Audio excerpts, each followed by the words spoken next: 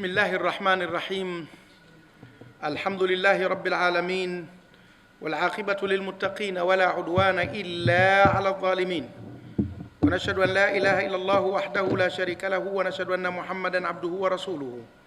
اللهم صل على محمد وآله كما صليت على إبراهيم وآله، وبارك على محمد وآله كما باركت على إبراهيم وآله إنك حميد مجيد. Amma baada, assalamu alaikum wa rahmatullahi wa barakatuh. Ratiba yetu inaonyesha kuwa leo tunasoma kitabu cha Al-Kabair kilichotungwa na Al-Hafidh Abi Abdullah Muhammad bin Ahmad bin Uthman Adh-Dhahabi, na tuko katika mauidha, sehemu ndogo tu ya ainisho la kosa kubwa,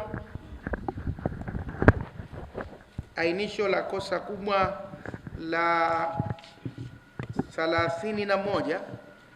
Kuna kipengele tunamalizia cha mauidha, na tumesema kuwa mauidha anakuwa mara nyingi anayaweka maneno tu kwa ajili ya kutoa maonyo na kutoa nasaha, si kwamba anatumia aya au hadithi moja kwa moja au ananukuu maneno ya mwanachuoni au tukio fulani. Kayapanga maneno kama vile khutba, anatoa nasaha na mauidha. Anasema ya man umruhu kullama zada naqasa, ya man ya'manu malaka al-maut wa qad ikhtassa, ya ma'ilan ila ad-dunya hal salimta min an-naqs, ya mufritan fi umrihi hal badarta al-furas, ya man idha irtaqa fi minhaji al-huda thumma laha lahu al-hawa nakas, man laka yawm al-hashri 'inda nashri al-qisas au qasas pia inaweza kuwa. Ajaban li nafsin amsat bil-layli haji'atan wa nasiyat ahwala yawm al-waqi'a. Wala an, na sijui kama huko kwenu imeandikwa wala in, lakini kwangu imewekwa wala an, hamza iko juu haiko chini, na kote iko juu. Kwa hivyo tutasoma hivyo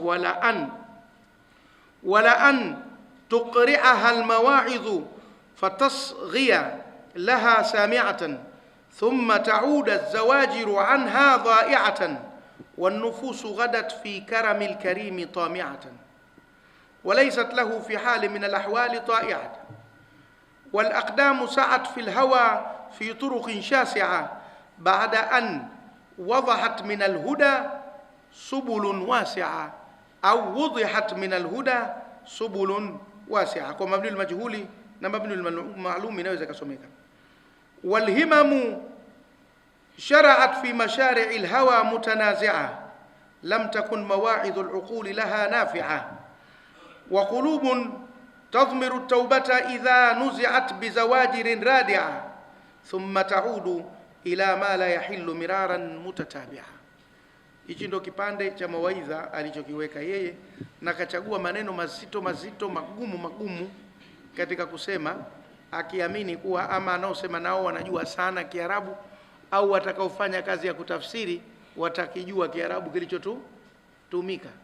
Kwa hivyo Kiarabu kizito kimetumika humu ndani, tutakwenda nacho kadiri atakapotuwezesha Mwenyezi Mungu.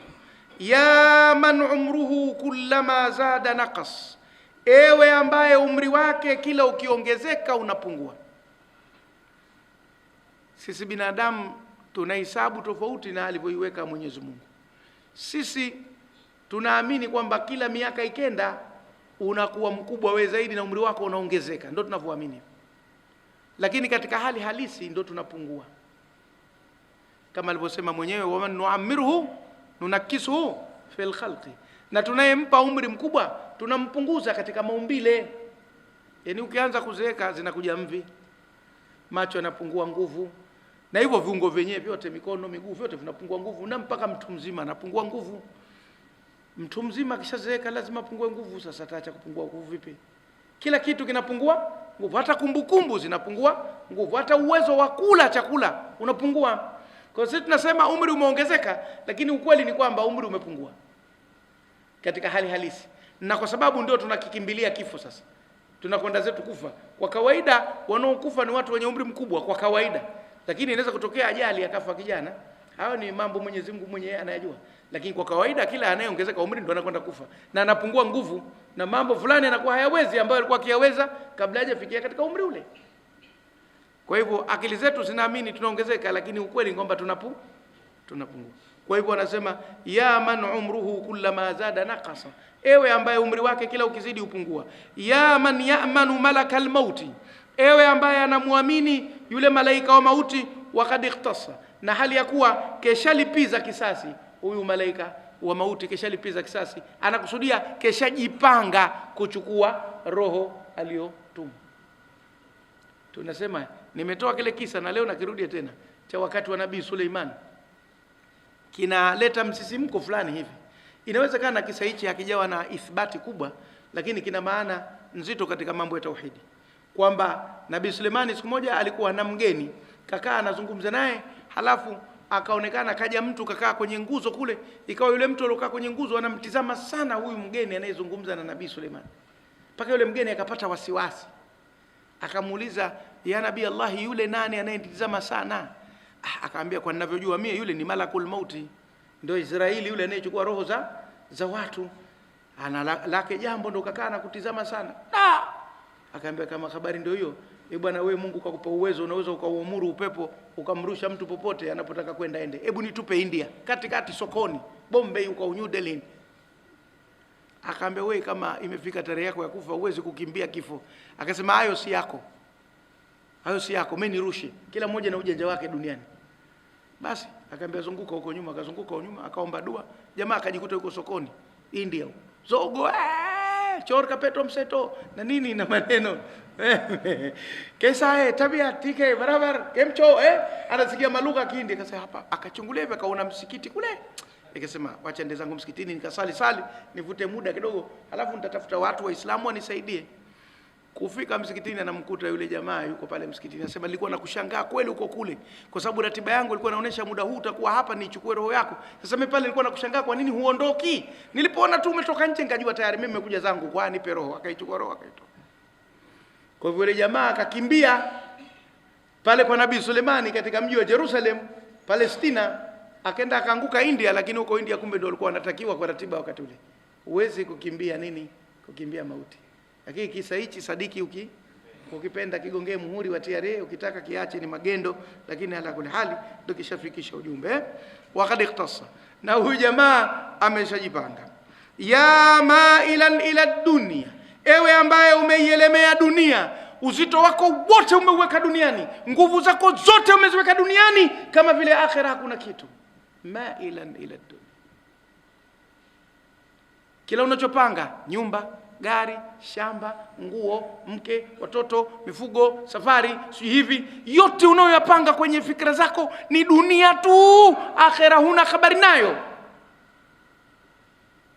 Ya mailan ila dunia, ewe ambaye umeielemea dunia, hal salimta minan naqsi, je, umesalimika na upungufu? Umesalimika na upungufu? Mambo yako yote kamili, kila unalotaka linakuwa kama unavyotaka. Hakuna hata siku moja mke wako kakosea chumvi tu kwenye mchuzi ama akapunguza ukazidisha. Hakuna siku umekwenda kununua nguo unaipenda kuja kuivaa ikakubana, haikutoshi. Yote wewe unayotaka yanakamilika. Kila unayemtaka afike kwa time unayotaka wewe unampata, na kila unayemfuata kwa time unayotaka wewe unamkuta. Au kuna upungufu? Umeielemea dunia lakini hayakamiliki yote unayoyataka. Haya ni mawaidha, nimesema hakuna aya wala hadithi wala nukuu kauli ya sahaba wala nini. Anayapanga maneno alafu anaiamsha nafsi. Ya mufritan fi umrihi, ewe mwenye kupitiliza katika umri wake. Umeutumia we katika mambo, unakuja kutanabahi mwishoni tena. Unapenda sana kusali, miguu haitaki tena. Unapenda sana kusoma Qur'ani, sauti ndo haipo tena. Umepitiliza umri, mwisho tena sasa unajiokota wewe unakuwa tena ndo mtu wa msikiti. Haya, lakini Mungu ndo anayekubali toba. Hatuwavunji watu moyo kwamba wasije msikitini. Lakini tunawaambia yale yanayoandikwa kwenye vitabu. Ya mufritan fi umrihi, ewe mwenye kupitiliza katika umri wake. Hal badarta alfuras, je, umezifanyia haraka fursa ulizozipata? Chances, nafasi ulizozipata umezifanyia haraka au umezichelewesha? Ulikuwa na uwezo wa kwenda hija umra, ukajichelewesha mpaka uwezo ukaondoka, gharama zikaongezeka, huwezi tena. Ulikuwa na uwezo wa kufunga saumu za sunna 6 min Shawwali na miezi mingine na wiki mara 2, ukaziacha we. Sasa umefika mahala una kila tatizo, una sukari, una vidonda vya tumbo, ndo sasa sunna unazitafuta wapi? Zishakuwa cha mkono. Ulikuwa na fursa ya kusoma Qur'ani, ukatoroka chuoni. Sasa ushakuwa mtu mzima, unavaa kofia nzuri ya kitunga na kanzu, wakati wa hitima zikigaiwa juzuu unajifanya kama unatazama kiambazani.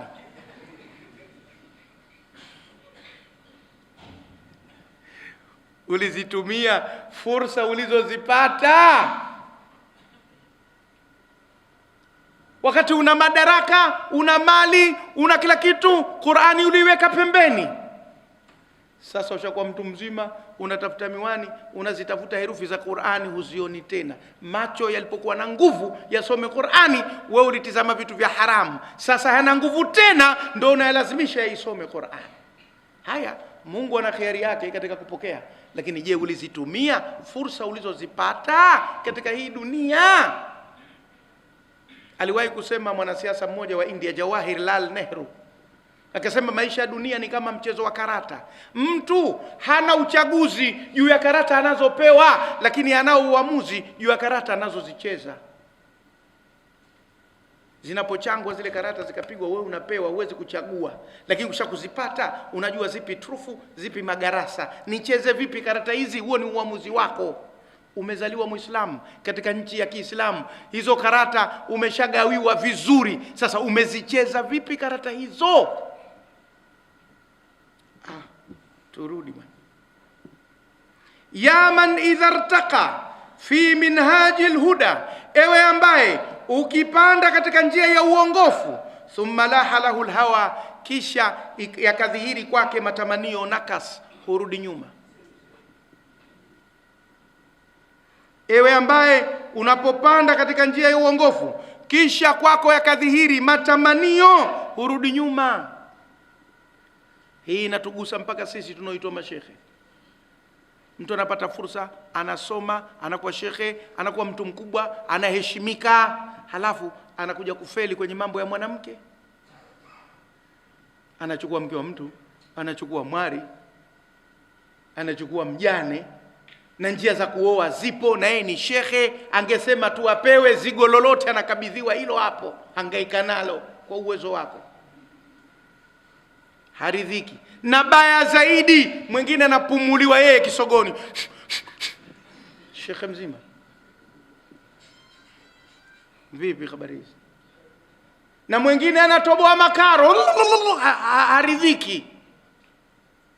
Mwingine anakuwa dhalimu, anakula mali za watu, mayatima, maskini, haridhiki. Heshima yote aliyopata anaiharibu. Hatari. Mungu atustiri. Hatujafa, hatujaumbika. Hakuna maasum aliyekingwa na dhambi, lakini kila wakati turudi kwa Mwenyezi Mungu, tumuombe atuwezeshe tuyaache maasi, tutubu, tunganganie katika njia yake. Insha Allah Mwenyezi Mungu afanye hivyo kwetu. Man laka yawm al-hashri inda nashri al-qasas, nani atakayekusaidia wewe siku ya kukusanywa, wakati wa kusambazwa masimulizi ya watu? Anakusudia madaftari. Na unaweza ukasema qasas, na unaweza ukasema qisas bikasri alqafi wa fathiha, lakini mimi nimependa qasas kama ilivyo katika suratul Qasas. Na qisas inaweza vile vile ikasoma.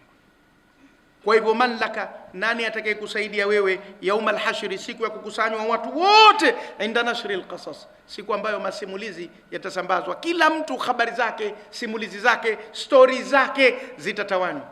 Anakusudia yale madaftari yataeleza kila kitu, kama inaponukuu Qur'ani kwa mtu atakayesema siku ya kiyama, mali hadha alkitabi la yughadiru saghiratan wala kabiratan illa ahsaha wa wajadu ma amilu hadira.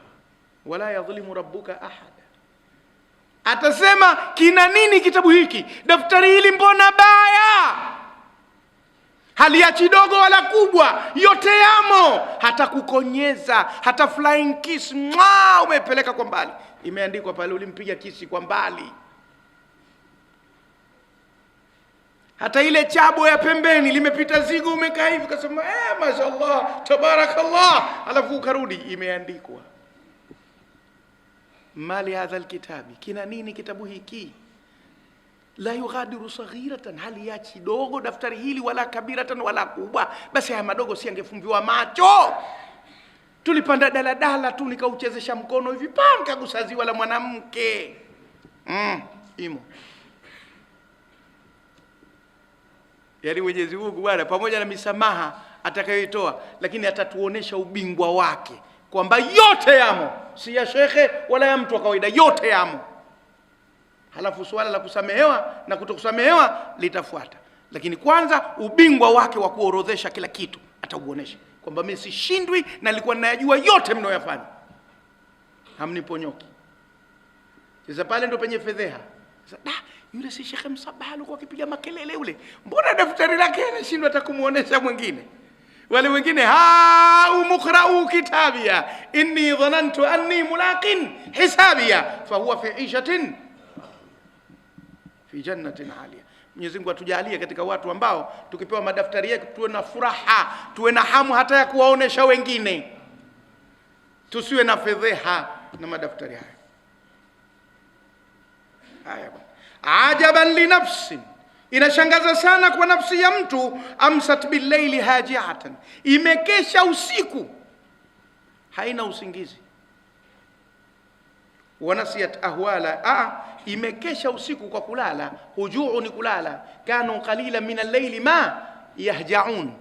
Amsat, imekesha usiku, yani imemaliza usiku wote, haji'atan, imelala tu nafsi hiyo, koroma tu. Yeye na chura wa masika wanashindana, manachura wa masika ndio mwenye zogo, ana koroma jamaa kama chura wa masika, usiku kucha kalala tu.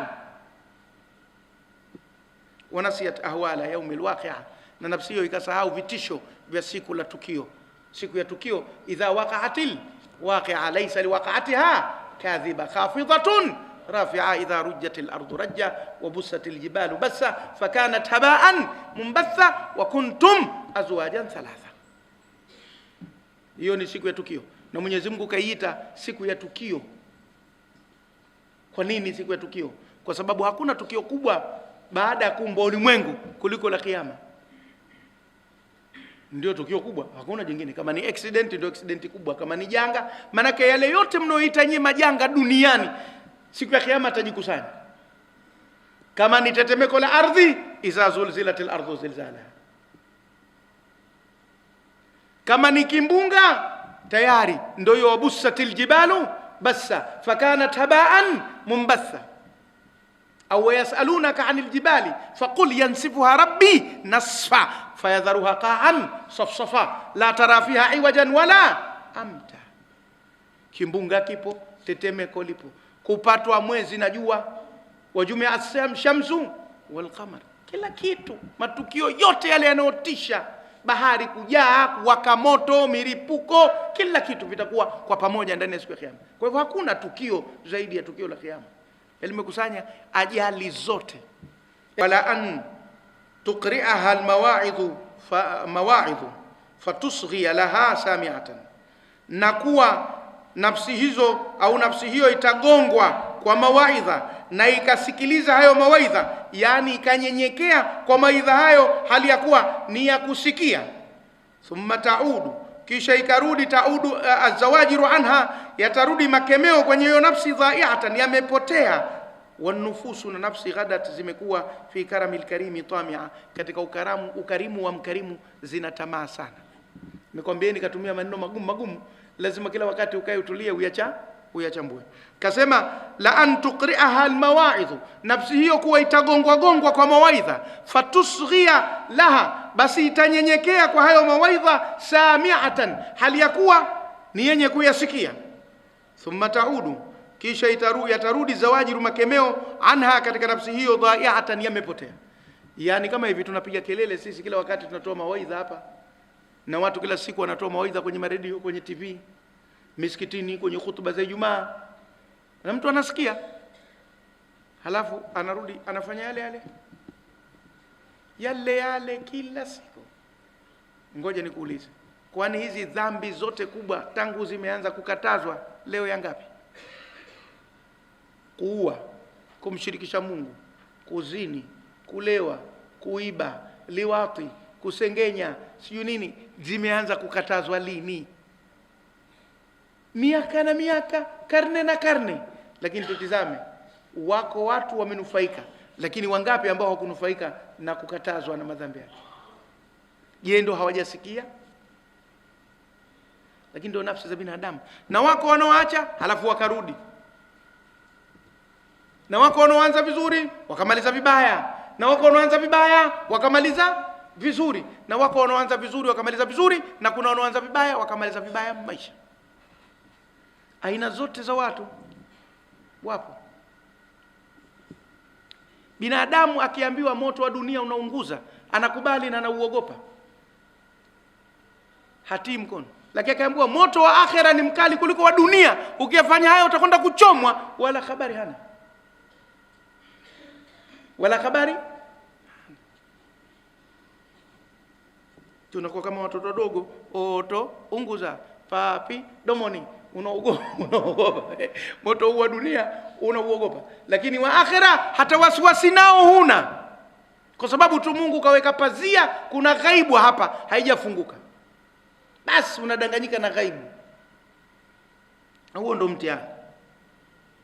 Walaqdamu, na miguu, saat, imekwenda mbio, fil hawa, katika matamanio, yani imefanya juhudi. Asayu katika lugha ya Kiarabu ina maana mbili, moja kwenda mbio na pili kufanya juhudi.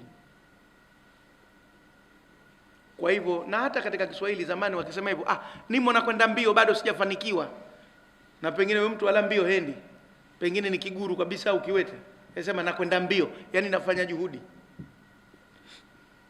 Walaqdamu saat, na miguu inafanya juhudi, fil hawa, katika matamanio, fi turuqin shasi'a, katika njia za mbali. Nafsi, miguu inakwenda mbio katika matamanio kwenye njia za mbali, yani watu wanayafata madhambi mbali sana. Katika nchi hii alikuwepo mtu mmoja, waziri, ana dhamana fulani.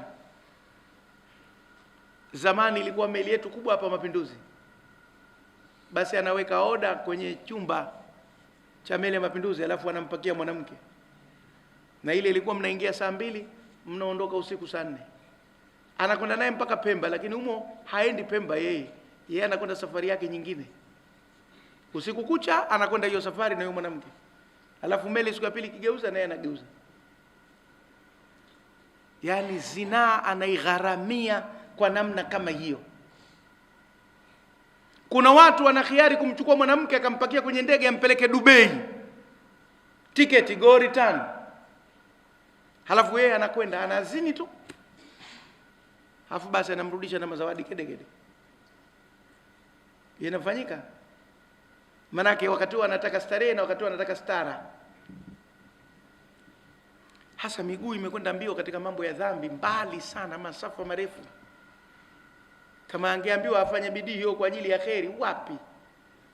Hana haja nayo. Na madhambi mengine mbalimbali. Tumetotea mfano dhambi moja tu ya zinaa, lakini ziko dhambi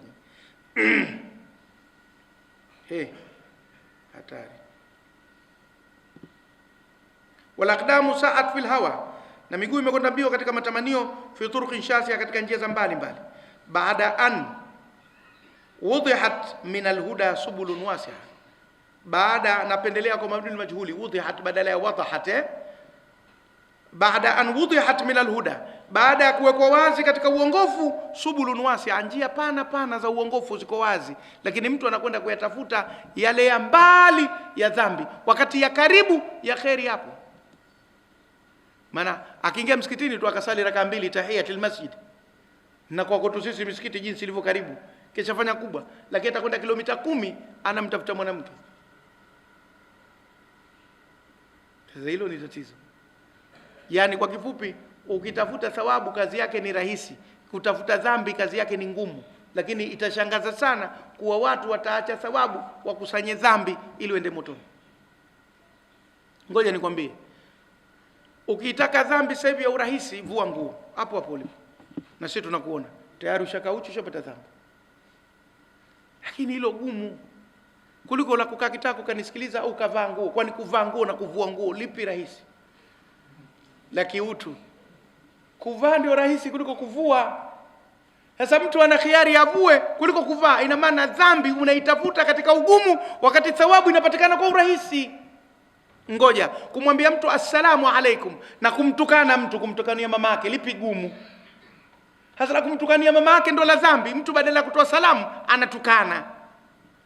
Huoni kama ile dhambi ni ngumu na anaitafuta katika mazingira magumu, wakati thawabu ni rahisi, iko nje kede kede ya kumwaga na kumimina, na yeye anashindwa kuiokota. Hivi ndo tulivyo. Na ndio maana siku ya kiyama hatutakuwa na namna ya kumlaumu Mwenyezi Mungu kwa lolote, kwa sababu thawabu kazifanya nyepesi, kazimwaga nyingi. Sasa mtu kashindwa kuzichukua. Si balaa hiyo kubwa sana? Haya, twende. Walhimamu, na bidii au himma, ndo ile himma tunatumia sisi, kuwa na himma, kuwa na bidii. Sharaat fi mashari'il hawa, zimeanza katika mapito ya matamanio, mutanazia, kugongana. Haya matamanio yakiingia kwenye himma za watu, nia za watu zikiingia kwenye matamanio, zinagongana. Kuna mambo mengine mpaka upate uzoefu wa kihuni. Ni rahisi sana kusikia wahuni wamegombana kwa ajili ya malaya, lakini ni kazi ngumu sana watu kugombana kwa ajili ya wake. Inatokea wake wanagombanisha watu, lakini malaya wanagombanisha zaidi watu. Hasa kwa nini mtu bidii yake akaifanya katika jambo la dhambi, wakati anaweza akaifanya bidii ile kwa urahisi katika jambo la thawabu? Nimekwambieni hapa anazungumza na akili tu katika mawaidha. Acha hiyo. Kuitafuta soda sasa hivi ukanywa hapa na kuitafuta bia ukanywa, lipi rahisi? Sasa inakuwaje mtu aone la soda silo, la bia ndilo, na kuhangaika kote huko anakotaka? Sasa hivi utafute mwanamke, Mungu atupushe mbali, malaya, uwe na chake cha kumpa, halafu uwe na pesa tena za kulipa wapi uko unakokwenda kwenye hicho chumba utakachotumia, kama ni guest, kama ni ghetto, halafu uwe na usafiri wa kumpakia, maana huwezi kutia naye ngosho mkatembea mitaani, au kasa ngoja nikupakie kwenye baskeli twende huko. Mama watoto unaweza kumforce akakaa kibao cha nyuma ukaenda naye, lakini huyo itabidi uchukue taxi. Kuna gharama taxi, kuna gharama ya chumba, kuna lake yeye mwenyewe, na kuna uwezekano wa kukuibia vile vile. Yote hayo magumu. Lakini mtu akishakubobea kwenye dhambi, anaona haya ndo mepesi na haya ndo mazuri, na mengine yote anayaona mabaya. Hilo ndo tatizo lililo. Analisema shekhe kwa uzoefu wake. Kwa hivyo tena njia za matamanio zina migongano kweli kweli, zina ugomvi kweli kweli, na ndio maana aghlabu ya walevi sana huko kwetu wanaitwa mlevi mbwa, hakosi kovu usoni. Uliza we, mtu yoyote ambaye mlevi hasa kwa kweli kweli, akikosa kovu usoni, huyo si mlevi. Lazima wekesha anguka, akapigana, akarushwa chupa, akapigwa kisu nini, lazima iwe hivyo. Dhambi ndo mashaka yake yalivyo. Kwa hivyo kila ukiingia kwenye dhambi unajitia kwenye usumbufu. Lam takun mawaidhul uquli laha nafi'a, hayajawa mawaidha ya akili kwa nafsi hiyo ni yenye manufaa. Naona akasema mawaidhul uquli, mawaidha ya akili. Katika kutoa mawaidha itumike na akili, sio kelele tu unakemea, jenga hoja ili watu wakufahamu. Na katika kutumia akili na mifano na uzoefu uwepo, potele mbali watu wakutilie shaka. Shekhe gani huyu? Matusi yote anayajua, uhuni wote anaujua. Mbona akitokea mlevi au mwizi au muhuni anasoma Qur'ani, hawasemi muhuni gani huyu Qur'ani anaijua? Wasema alisoma chuoni lakini basi tu. Wahuni wakitoa aya za Qur'ani wala hapa sehemu kitu. Mashekhe tukitoa mifano ya kihuni ndo balaa zogo. Na sisi tunasomesha, tunazungumza na jamii. Na nataka nikupeni siri, ukimuona shekhe anapendwa sana na wasikilizaji, basi ujue naye ana vikorombwezo vingi. Lakini ule usikum wa nafsi bitaqwallah amma ba'd, ndugu wa Islamu, nakuhusieni kama ninavyohusia nafsi yangu kumcha Mwenyezi. Watu wanasinzia kwenye viguzo.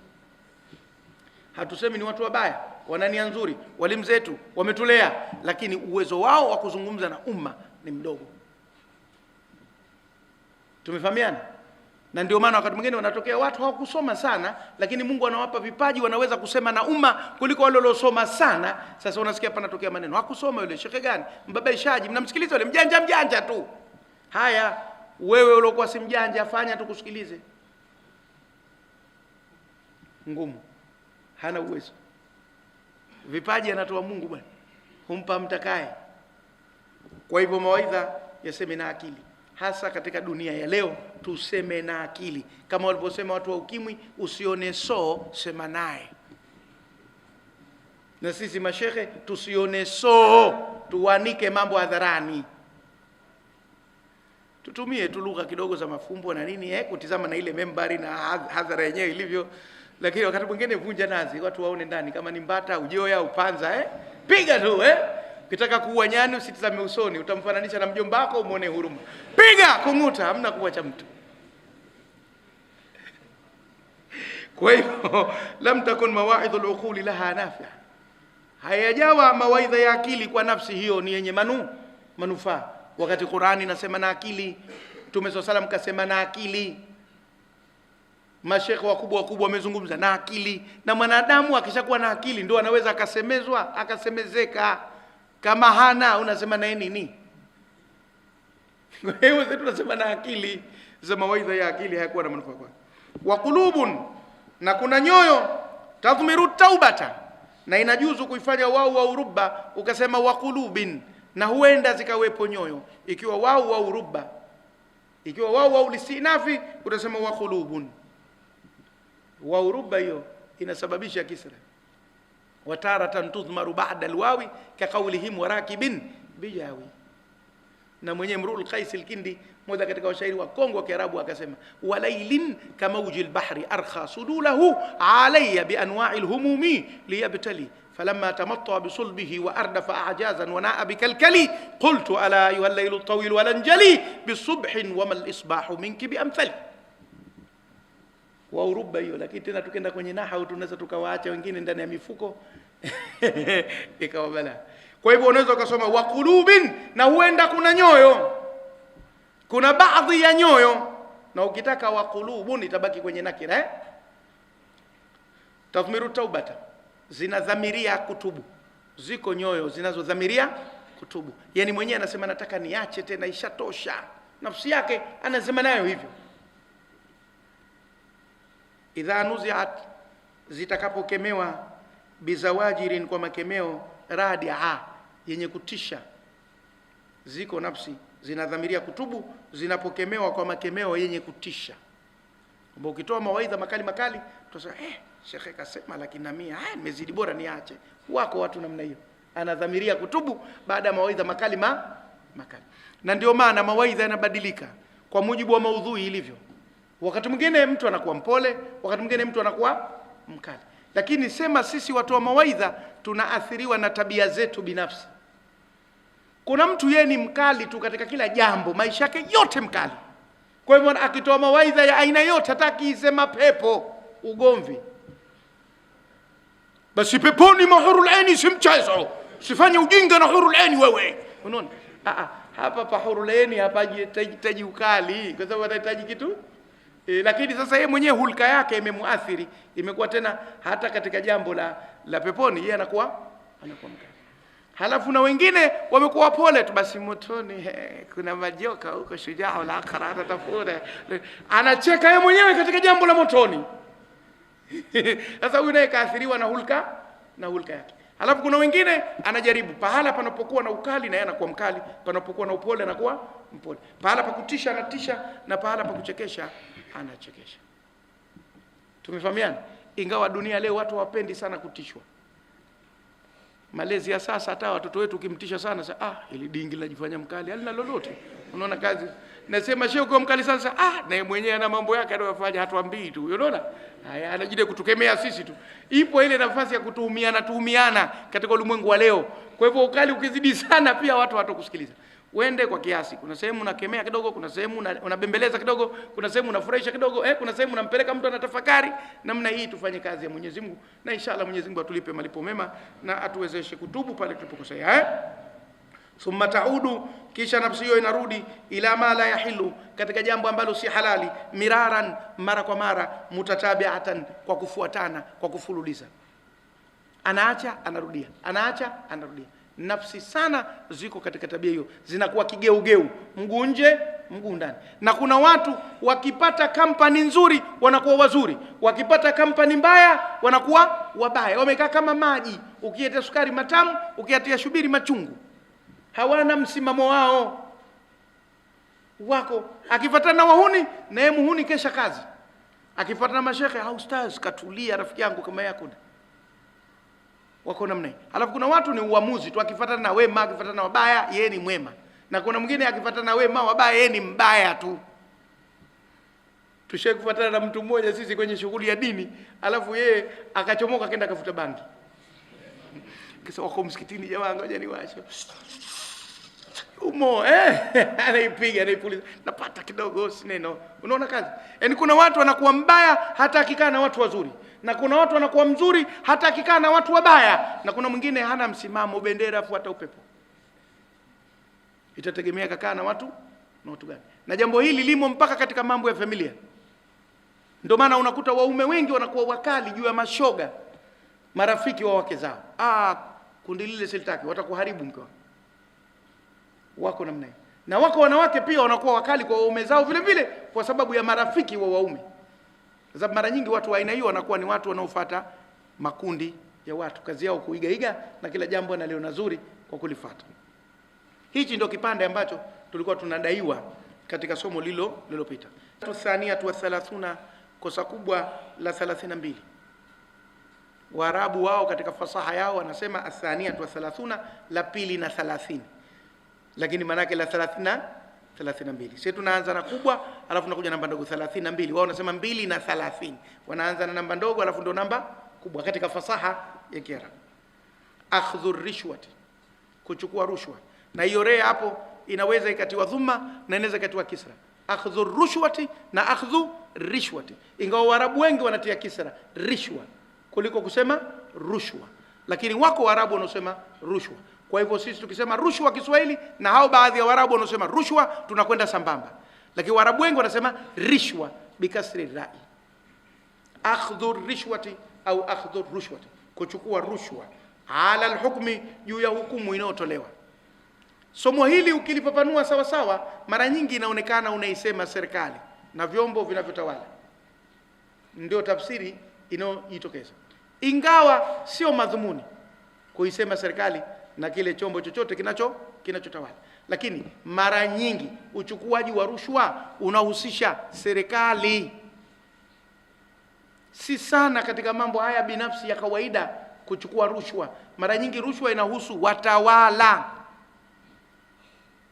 Na katika nchi za Kiafrika na za Kiasia, Wizara ya Mambo ya Ndani kwa maana ya jeshi la polisi limetuhumiwa sana na hasa traffic, askari wa barabarani, kwa suala la rushwa. Halafu inafuata mahakama. Halafu inafuata tena migration, uhamiaji, ambao ndio hiyo inarudi tena kwenye Wizara ya Mambo ya Ndani. Kwa sababu zile sehemu za sheria zile za kukamata watu zile ndio zaidi. Na hawa viongozi ambao wao wakisha saini jambo limeamulika kwa Tanzania bara kwenye serikali za mitaa na vijiji, Zanzibar kwenye masheha, wakuu wa wilaya, maafisa tawala, wakuu wa mikoa, yamezungumzwa sana haya. Ingawa serikali zinaweka mikakati kupambana, lakini bado tuhuma hizi zinaendelea kuwa nzito katika baadhi ya maeneo. Kwa hivyo hatusomeshi siasa, tunasomesha dini. Lakini kwa sababu imegusa swala la rushwa, atakayeguswa kaguswa si kwa sababu ya siasa, ni kwa sababu tunalizungumza kama linavyosemwa kwenye nini, kwenye dini. Tufahamiane vizuri hapa. Maana kuna wengine anashabikia kwa sababu yeye upande wake ni wa upinzani, anafikiri kwamba akiingia yeye madarakani rushwa haitokuwepo, katika ile fikra yake, fikra zake tu. Unajua mtu yeyote akiwa bwana harusi anakuwa mzuri, akishakuwa mume ndo anakuwa mbaya. Pale anapokuwa hakuna bwana harusi mbaya, mabwana harusi wote wazuri na mabi harusi wote wazuri. Wakishakuwa waume na wake ndio ubaya wao unapobainika. Na mtu akiwa hayumo madarakani siku zote anakuwa mzuri, akishaingia ndio ubaya wake unaojua. Hata mpirani mchezaji aliyekaa reserve haonekani makosa yake mpaka ingie uwanjani. Akiingia uwanjani tunajua hili bovu, kumbe limekaa, lilistahili kukaa sio benchi, lilikuwa litengenezwe sanduku lake liingizwe huko kwenye sanduku.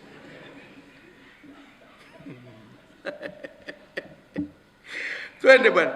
Akhdhu rishwati, kuchukua rushwa, ala alhukmi, juu ya hukumu inayotolewa. Qala Allahu ta'ala, amesema Mwenyezi Mungu mtukufu, a'udhu billahi minash shaitani rajim, wala ta'kulu amwalakum bainakum bil batili wa tudlu biha ila alhukami litakulu fariqan min amwali an-nasi bil ithmi wa antum ta'lamun. Suratul Baqara hiyo aya 188. Chini katuandikia hapo, zile v zikinyanyua kiuno juu zinakuwa 8, zikilaza kiuno chini zinakuwa 7. Katika lugha ya Kiarabu ile v ikikaa hivi 7, ikikaa hivi kipinduka kiuno juu 8, ndio uandishi. Kwa hivyo hapo ni 188 kwa sababu v zimenyanyua vibuno juu. Wala taakulu amwalakum, wala msile mali zenu nyie Waislamu, bainakum, baina yenu, bil batili, wenyewe kwa wenyewe mnakula mali zenu kwa njia ya batili, isiyo sahihi, isiyo halali. Si biashara, hujazawadiwa, hujafanyia kazi, hujalipwa ujira wala kodi, unatafuta namna ya kuitafuna mali ya mwenzio kwa batili. Mwenyezi Mungu anasema msifanye. Wala taakulu amwalakum, wala msile mali zenu, bainakum, baina yenu, wenyewe kwa wenyewe Waislamu, bil batili, kwa njia ya batili.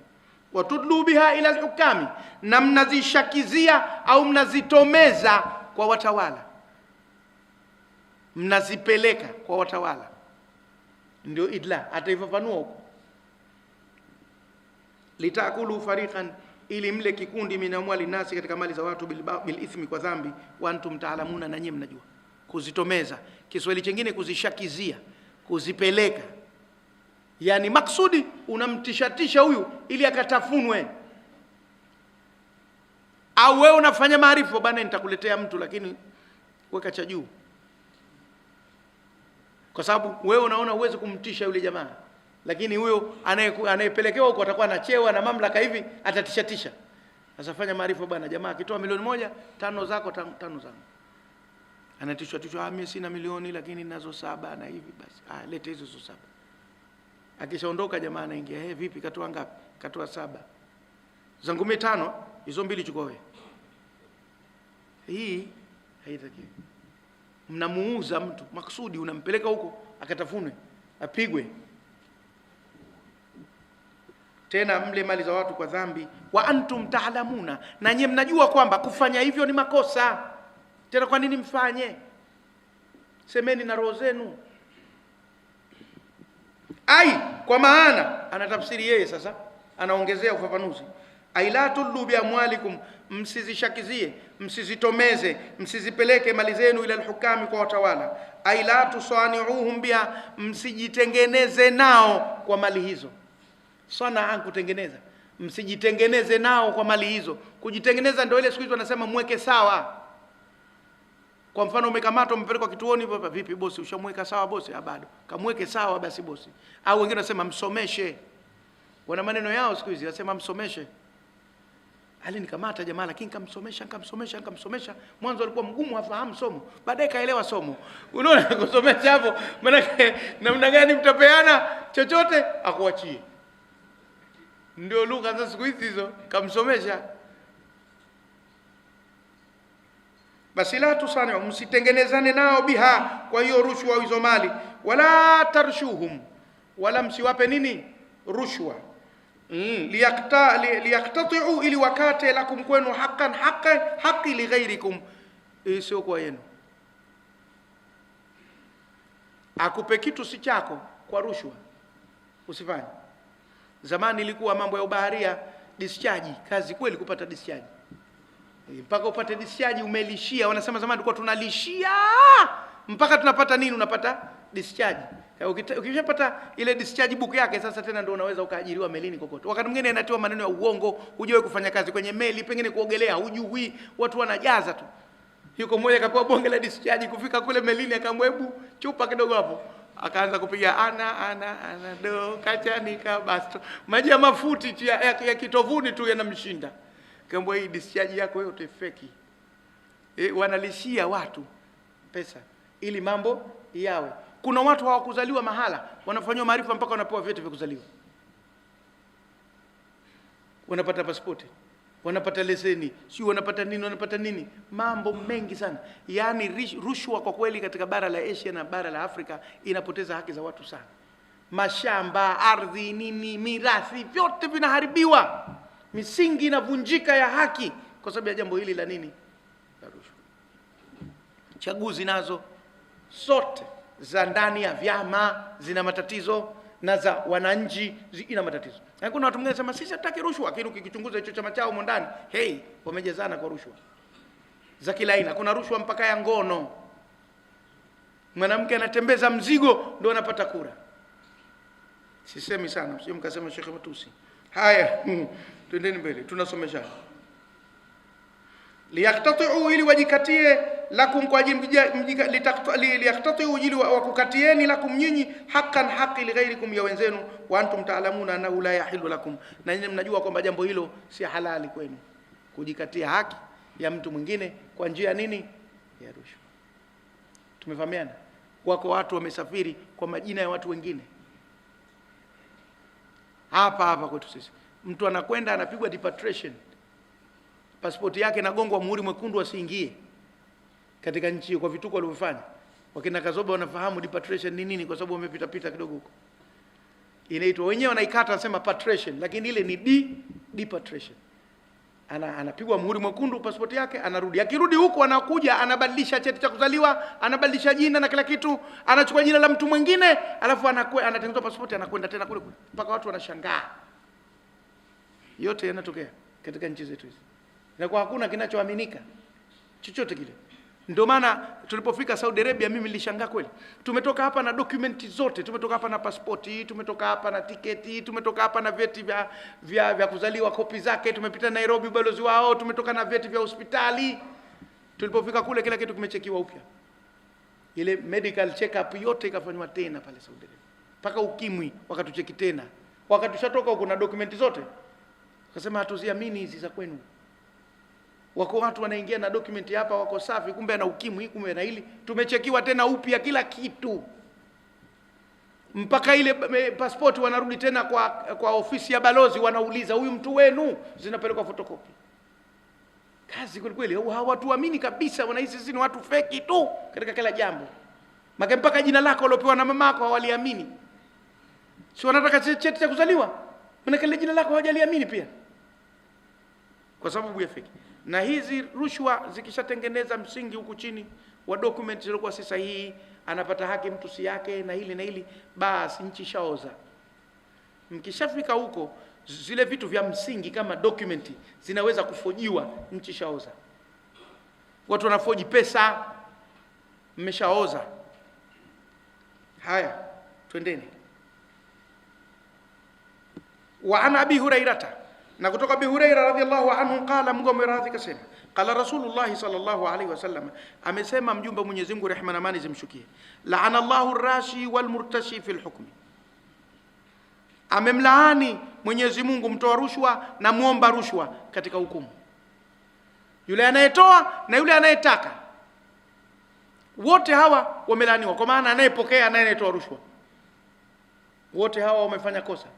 Kwa sababu huyu mtoaji kama angetoa, lakini ule mpokeaji angekataa, rushwa isingetendeka. Kwa sababu rushwa ni dhambi yenye ushirikiano, lazima iwe na pande ngapi? Mbili na kuendelea, kama ilivyo zinaa. Zinaa ni dhambi ya pande mbili, hakuna mtu anazini peke yake, hiyo itakuwa ni masturbation, sio zinaa. Hatusemi kuwa ni halali, lakini haiitwi zinaa na haina hukumu ya zinaa, itakuwa na hukumu nyingine.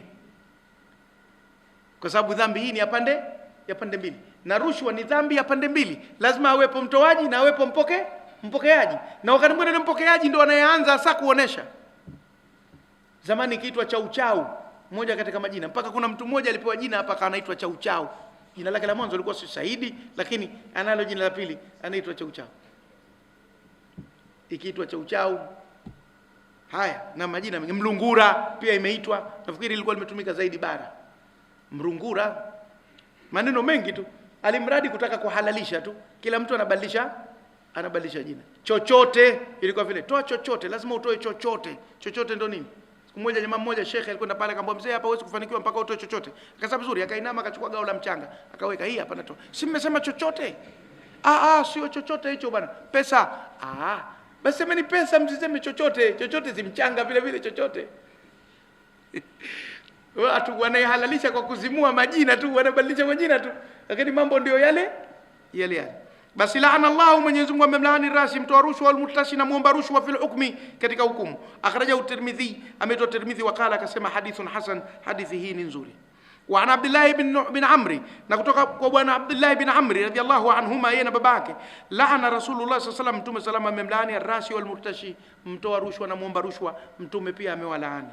Qala al-ulama, wamesema wanazuoni, farashi, basi mtoa rushwa, walladhi yu'ti rishwa, yule yu'ti rishwa, yule anayetoa nini? Rishwa, au yu'ti rushwa. Tumesema unaweza ukaitia kisra, unaweza ukaitia dhamma. Anayetoa rushwa yule ndo anaitwa rashi. Wal murtashi, na muomba rushwa, huwa alladhi ya'khudhu rishwata, yule anayechukua ile rushwa, manake kaitaka yeye, mpokea rushwa ndo kalaniwa pia. Wa inma talhaqu la'natu, na si penginevyo laana itafika arashi kwa mtoa rushwa, idha qasada biha, akikusudia kwa rushwa hiyo, adhiyata muslimin, kumuudhi muislamu, au yanala biha, au apate kwa rushwa hiyo mala yastaiqu, asilostahiki, atapata laana. Lakini je, ikiwa anataka chake mwenyewe, ni haki yake, lakini anafanywa magube, anawekewa kauzibe, hata ile rushwa aliyoitoa haitoi kwa kumnyang'anya haki mtu mwingine, kuipata ile haki yake, lakini anatoa rushwa, huyu haingii kwenye laana. Ni kosa lakini si laana. Laana ni pale ambapo itakuwa haki ya mwingine imenyimwa ukapewa wewe, pale ndio itakuwa laana. Lakini kama ni haki yako mwenyewe halafu ukatoa rushwa, itakuwa ni kosa tu, katika makosa, lakini si katika laana, kwa sababu ile ni haki yako, umebaniwa. Tumefahamiana? Hairuhusiwi, lakini haifikii kiwango cha laana, kwa sababu hujadhulumu haki ya mtu yote, ni lako mwenyewe. Ni kama kumbembeleza mkeo tu, kama hataki, si unambembeleza, lakini mke wako mwenyewe akasema kaniletee chips kuku. Kwa nini hongo hilo? Unakwenda kutafuta chips kuku unampa mkeo, kwani unamhonga? Si wako mwenyewe huyo, lakini kakugomea tu, anakufanyia inda. Na tabia hii waiache akina mama, tunasema na hapa tunarekodiwa, wasio wakaiendeleza, wakatufanyia mainda na kutuchaji vitu. Ngoma nishaoa, shalipa mahari, haki yangu. Usianze kunizungusha, labda kama nimekuudhi sana nitakubembeleza. Kwa hivyo inma talhaqu la'natu, na si penginepo laana inafika rashia kwa mtoa rushwa. Talhaqu la'natu rashia, la'natu ndio fa'ili na rashia maf'ulun bihi. Idha qasada biha, atakapokusudia kwa rushwa hiyo, adhiyata muslimin, kumuudhi muislamu, au yanala biha, au apate kwa rushwa hiyo mala yastahiqu, jambo ambalo yeye hastahiki, hapo itakuwa kaingia kwenye laana. Amma idha a'ta, amma atakapotoa rushwa, liyatawassala bihi, ili afikie kwa rushwa, liyatawassala, ili afike ila haqqin lahu, kwenye haki yake mwenyewe, ni haki yake, lakini ndio watu wanambania akaamua kutoa. Wayadfa an nafsihi dhulman, au kujiondolea mwenyewe dhulma ili apate utetezi, asidhulumiwe. Fa innahu ghairu dakhilin fil la'nati, mtu huyo haingii kwenye laana, ingawa bado litabaki kuwa ni kosa kutoa rushwa, lakini halifikii katika daraja ya nini, ya laana, kwa sababu huyu alikuwa anatetea haki yake mwenyewe, au anataka asidhulumiwe. Tumefahamiana? Kwa hivyo haiwi katika kabair. Katika kabairi ni ile rushwa ambayo, katika makosa makubwa ni ile ambayo itanyang'anya haki ya mtu mwingine. Hii itakuwa ni kosa, lakini si katika makosa makubwa. Na hapa ndo wanazuoni na watoa mawaidha tunapotakiwa tuwe makini katika kuzungumza dhambi, kwa sababu wakati mwingine mtu anakemea, lakini katika kukemea pia anapitiliza. Kuna mazingira mengine hayajui yako vipi, anawahukumu wote tu finari jahannama hivi. Si mambo namna hiyo. Inatakiwa watu wafanye mambo kwa uchunguzi na kwa taaluma, kila jambo waliseme kwa namna yake na kwa mahala mpaka. Ndio maana mimi wakati mwingine huambiwa na misimamo laini. Kwa mfano, kuna mtu mmoja alisema kuvuta sigara haramu, mtu akivuta sigara finari jahannam, kuvuta sigara haramu. Nikamwambia mimi nakubali kuvuta sigara ni kosa, lakini sasa ikiwa kuvuta sigara haramu, kuvuta bangi itakuwa nini? Akaambia haramu kuvuta bangi. Nikamwambia sasa haramu ya bangi na haramu ya sigara vina uzito sawa sawa? Hebu jaribu siku moja, kana sigara moja vuta, alafu siku ya pili kana bangi kama ile sigara size moja, alafu vuta, alafu pima mambo yake. Usifanye bwana, nafanya utani. Utaona ziko tofauti. Sasa vipi utasema sigara na bangi zote zina hukumu moja? Haziwezi kuwa na hukumu moja. Tusameane, najua wako wanazuoni wengine wakali katika hayo, lakini kifatwa vitu vikitofautiana uzito na hukumu itatofautiana. Tumefahamiana? Sasa rushwa inayokwenda kukupa haki sio kuwa yako, ikamnyang'anya mwingine haki, hiyo bila shaka ni kosa kubwa. Lakini rushwa ambayo itakupa ile ile haki yako ambayo ungebaniwa kama ukutoa rushwa, litakuwa ni kosa, lakini haliwezi kuwa kosa kubwa kama lile la mwanzo. Tumefahamiana Wa amma alhakimu, amma yule mtawala, farushwatu alayhi haramun, kwake yeye rushwa ni haramu kwa vyovyote vile. Abtala biha haqqan, akibatilisha kwa rushwa hiyo haki, au dafa biha dhulman, au akikinga dhulma. Yeye hatakiwi achukue rushwa, yule mchukuaji rushwa mtawala hatakiwi, hata kama huyo anayekuja ni haki yake mwenyewe anadai. Kwa nini umwambie atoe rushwa na hii ni haki yake?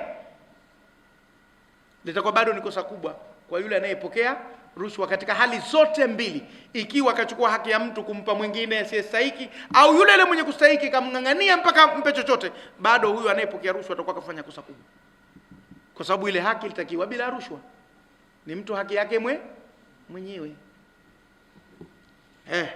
Chuma hicho. Waqad ruya fi hadithin akhar, na hakika imepokewa katika hadithi nyingine, inna la'nata 'ala ar-ra'ishi aidan, kwamba hakika rushwa laana inampata vile vile yule mpiga debe wa rushwa. Ar-raishi manake dalali wa rushwa, anayechombeza hivi, twende bwana, lakini jamaa lazima umpe chochote. Ikifika natangulia mimi, afu akija bwana nishamweka sawa, huyu atatoa chochote na mimi yangu ngapi? Umefahamu? Huyu anakuwa middleman, mtu wakati na kati, dalali wa rushwa, anaichombeza ile rushwa huku na huko. Yule bosi anasema tumfanyie bure tu. Sasa utanifanya mimi muongo bwana, amekuletea mtu, lazima uchukue chochote na mimi nipate. Wakati mwingine hata yule mkubwa hataki kuchukua, lakini huyu dalali aliyeingia katikati hapa ana force iwepo rushwa kwa sababu naye apate chochote. Na pengine keshamkamua tangu mwanzo yule mtoaji chengine, wala sio rushwa, kazi yake wanaita mguu, madalali wanaita mguu wangu. Mguu wako si unao mwenyewe, kulipe mimi mguu wako. Lakini wakusudia ati yule kuhangaika kwenda huku na kule, jasho langu wengine wanasema. Ikiwa inatolewa kwa nia njema kabisa pande zote mbili, kama dalali, kama mtu aliyeingia katikati, kama wakala, si tatizo. Lakini ikiwa inatengenezwa katika mazingira kama haya, naye vile vile ataingia katika makosa. Huyu ni dalali wa rushwa au mchombezaji rushwa. Wa huwa sa'i bainahuma, naye ni yule anayefanya bidii baina ya wale wawili, baina mtoaji na mpokeaji. Yeye anafanya bidii katikati, anaunganisha, connector. Huyu naye yumo katika laana, kwa sababu anaichochea ile rushwa na kuitengenezea mazingira. Na mara nyingi watu hawa wanakuwa hivi inapokuwa ama nchi haina ajira za kutosha, watu wana akili na ujanja, lakini kazi za kufanya hazipo. Mwisho ujanja wao unaelekea kufanya mambo kama haya. Hilo la kwanza. Lakini la pili, inapokuwa vile vile zile haki ngumu kupatikana, na huyu aliyekaa kwenye kutoa haki ana watu wake maalum, wakimwambia ndo anafanya. Kwa hivyo inakuwa kuna kama ubaguzi hivi na nini na mashaka. Ikitengeneza kama mazingira kama hayo, unatengeneza ajira kwa watu hao wakati na kati. Wa huwa tabi'un lirashi, naye atakuwa anamfuata yule mtoa rushwa fi qasdi, katika kusudio lake. Khairan lahu lam talhaqu la'natu wa illa lahiqatu. Asema khairan lam talhaqu la'natu, ikiwa lile jambo ni la khairi basi haitakuwa imemkuta laana, wa illa kama si la khairi lahiqatu, basi na laana. Rushwa ile ni kwa ajili ya kutetea haki yake mtu, basi itakuwa kafanya kosa, lakini hajafikia kwenye kiwango cha kulaaniwa. Ikiwa ni kumnyang'anya mtu haki yake apewa mwingine, au kupewa mtu haki ambayo si yake wala haistahili, ataingia katika laana, kwa sababu litakuwa ni kosa kubwa. Faslun, kipambanuzi.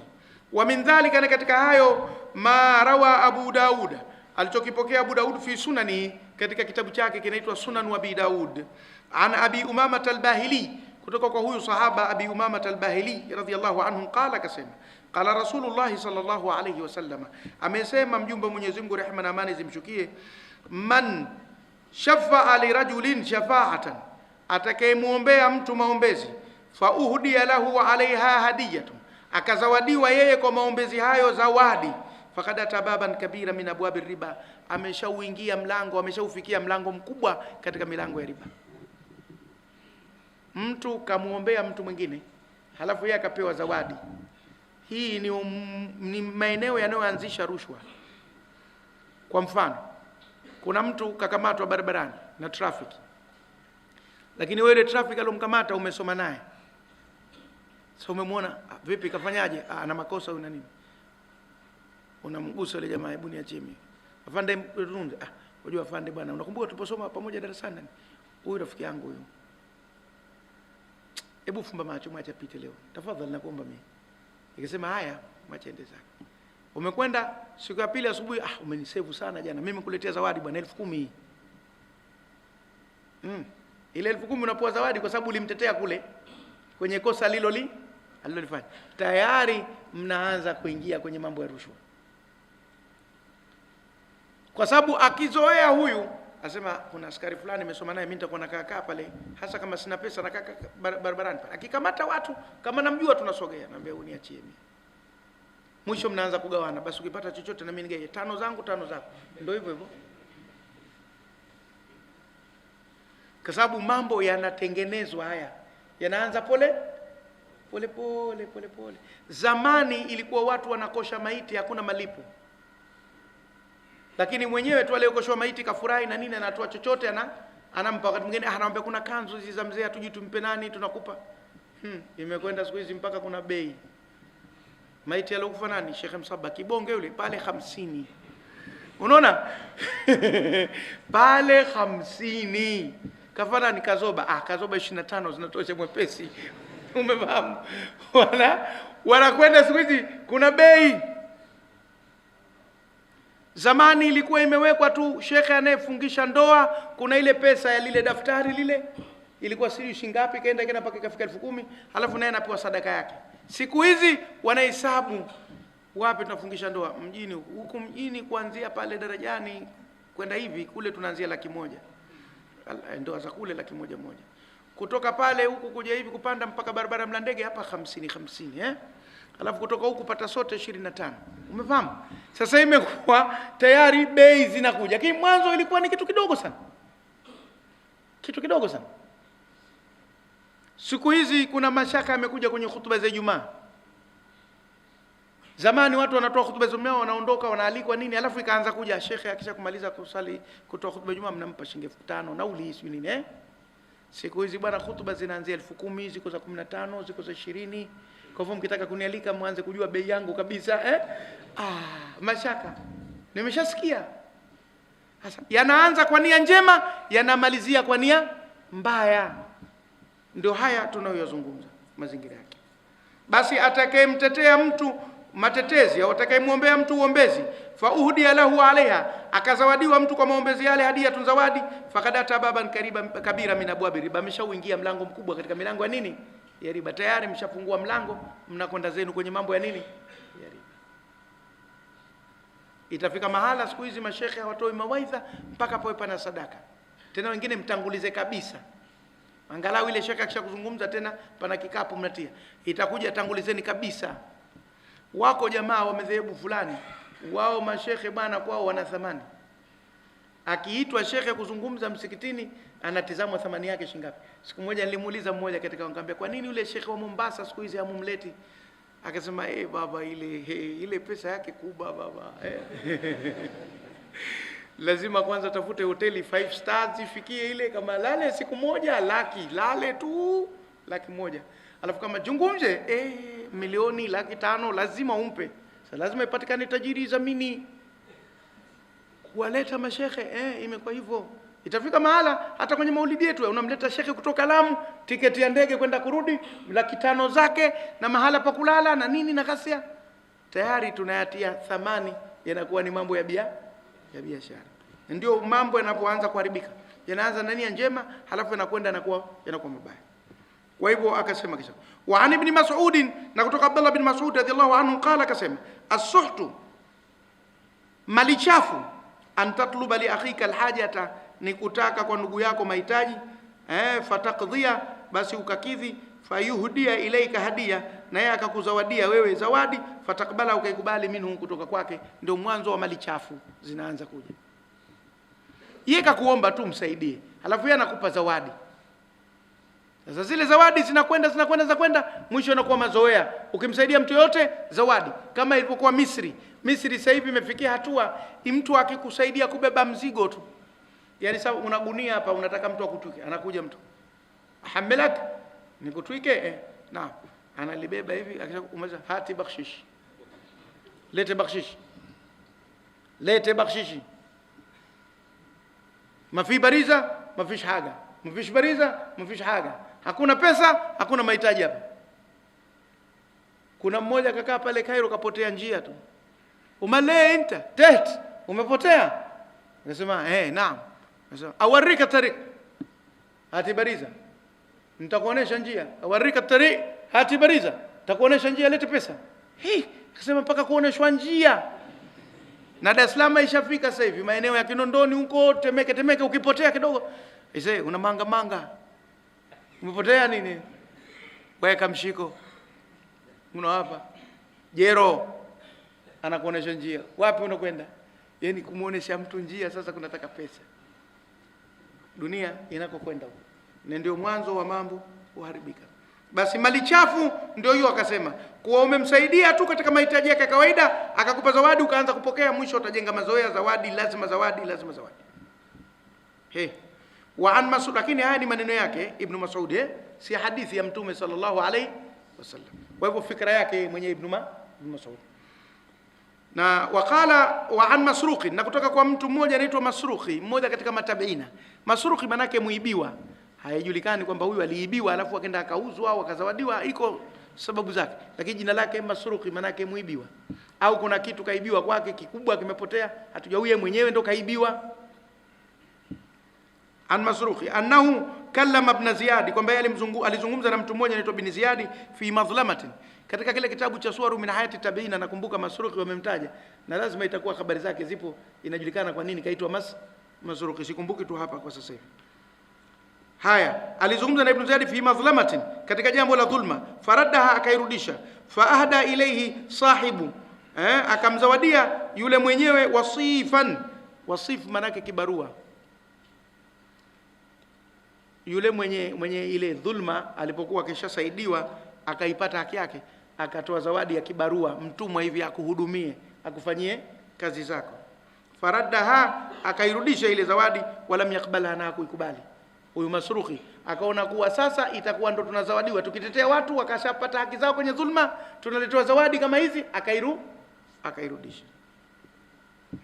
Wakala, akasema sami'tu ibn Mas'ud, nimemsikia ibn Mas'ud, kwa sababu Masruqi alikuwa katika matabiina, akajifunza kwa masahaba wengi sana.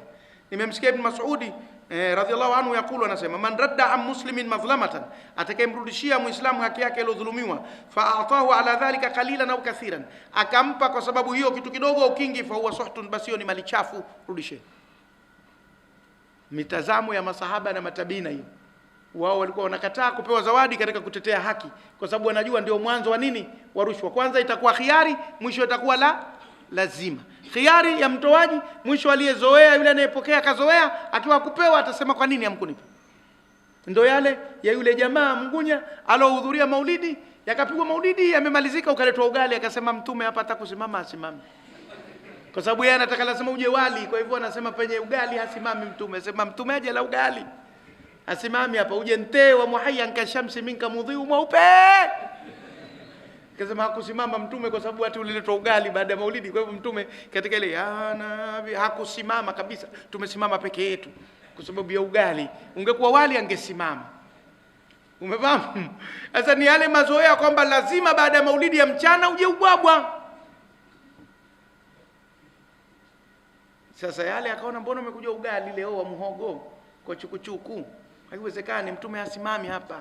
Unaona mazoea. Kitu chochote kishajengewa mazoea, asema Mtume hasimami. Haya, faqala ar-rajul, akasema mtu mmoja, ya aba Abdurrahman, ewe baba Abdurrahman, ambaye ndio huyo Ibn Mas'ud au ni Masrukhi kwa mtiriko huu. Waqala, ni Masrukhi, ma kunna nadhunnu anna suhta illa rushwa fil hukm, hatukuwa tukidhani sisi kwamba uchafu wa mali ni rushwa tu katika hukumu. Faqala dhalika kufrun, akasema hiyo ndio kufuru, hasa achilia mbali hizi zawadi. Yani Ibn Mas'ud kenda mno kwamba yeye kaona kuwa ile rushwa ni kufuru, hii zawadi kwa kutenda haki ndio dhambi, ndio haramu. Ile rushwa ni kufuru. Mewahi kukwambieni mitazamo ya masahaba wakati mwingine iko juu mno. Ndio maana tunasoma suwaru min hayati sahaba, tujue maisha yao ili tujilinganishe tulivyo. Halafu sisi kama hatufiki kwenye kiwango chao, tukishuka kidogo daraja la pili au la tatu, itakuwa kidogo tunafanana. Tumefahamiana? Kwa sababu unaweka modeli. Kama watu walivyokuwa kimuiga Pele, wakawa wanaitwa hapa mtu anaitwa Pele nini, kwa nini wamefikia kiwango cha Pele? Hawajafika kiwango cha Pele katika mpira. Lakini angalau ukiweka modeli ya juu, unajipima pima kidogo, na we ukifika ya pili yake au ya tatu yake unafanana. Masahaba kuna vitu vilikuwa vya haramu, wao wanaviona ukafiri, na vile vya haramu vya kawaida vilivyokuwa makruhu wanaviona haramu, kwa sababu walikuwa wanatafuta usafi. Kitu chochote kikitilia wasiwasi anakiacha. Wamekwenda mno wao katika kufuata sheria. Sisi hatuwezi, lakini kama hatuwezi basi angalau tushuke tuwe chini kidogo, daraja la pili au daraja la tatu. Lakini sasa unakuwa daraja sifuri. Hilo ndio tatizo. Ndio maana tunasoma maisha yao. Kuna mzee mmoja siku moja hapa alilia hapa tulipokuwa tunasoma suwaru min hayati sahaba, alilia, namuona anatoka machozi. Na mimi mwenyewe nikawa najikaza tu kuendelea kufundisha ile suwaru min hayati sahaba, kumbe nazidi kumliza. Baadaye nikamtafuta kwa faragha, nikamuuliza ulilia sana kwenye ile, akasema kama masahaba walikuwa vile, hiyo pepo sasa Mungu atatupa. Hapa sitaki kumtaja mtu gani, lakini na mimi ilinipeni kweli ndani nafsi yangu kwamba ikiwa masahaba wameishi namna ile, hii sisi kwa vitu tunavyotenda ndo tutaipata pepo. Maana ili mtishe yeye, kwa sababu bora usisomeshe shekhe haya maisha ya masahaba. Nikamwambia hilo sasa hatuwezi kuwafikiana, hilo nitasomesha, sema naye usione so. Lakini alikuwa na hisia kali sana juu ya maisha ya masahaba. Haya bwana, naudhu billahi minhu, tunajikinga na Mwenyezi Mungu na ukafiri na hiyo rishwa na kila kitu. Wa nasallallahu alafwa, na tunamwomba Mwenyezi Mungu msamaha wa bure, wal afya, na kuepushwa na mambo hayo, fi kulli bala'in wa makruhin, katika kila balaa na kila jambo lenye kukarahisha. Wassalamu alaikum wa rahmatullahi wa barakatuh.